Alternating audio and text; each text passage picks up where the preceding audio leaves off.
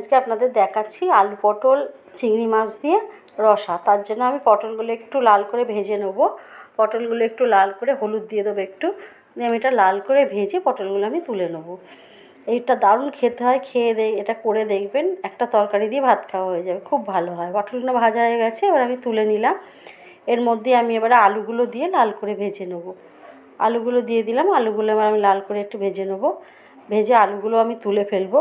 তুলে একটু আলুগুলো তুলে আমি এবার একটু কড়ায় তেল দেবো, আর একটু দিয়ে এর মধ্যে তেল দিয়েছি, একটু জিরে ফোড়ন দিয়ে দিলাম, প্রায় 1 চামচ মতো গোটা জিরে ফোড়ন দিলাম। দিয়ে আমি চিংড়ি মাছটা দিয়ে দিলাম। চিংড়ি মাছটা খুব অল্প ভাজবো, কেননা শক্ত হয়ে যায় চিংড়ি মাছ বেশি ভাজা হলে।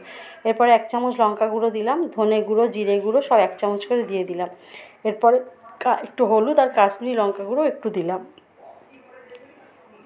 এটা ভালো করে আমি কষিয়ে নিচ্ছি। এর মধ্যে একটু জল দিয়ে দেবো। জল দিয়ে 1 চামচের মতন আদা দিয়ে দিলাম, আদা বাটা দিয়ে এবার এটাকে নাড়াচাড়া করে আমি আলু আর পটলটা দিয়ে দিলাম। এটা ভালো করে কষিয়ে নেব। পটল আলুটা ভেজে রেখেছিলাম, ওটা দিয়ে ভালো করে আমি কষিয়ে নেব। কষিয়ে নিয়ে 1 চামচ চিনি দিয়ে দিলাম। চিনিটা দিলে কী হয়, খেতেও স্বাদ হয় আর কালারটাও খুব ভালো আসে। এরপরে আমি জল দিয়ে দেবো। আস্তে আস্তে কষিয়ে নিয়ে এবার আমি জল দিয়ে দেবো। খুব সুন্দর হয়েছে, দেখছেন কষাটা তেল বেরিয়ে এসছে। এরপরে আমি জল দিয়ে দিলাম। এবার আমি ঢাকা দিয়ে দেবো। ঢাকা দিয়ে 5 থেকে 7 মিনিট এটা সেদ্ধ হতে লাগবে, কেননা ভাজা।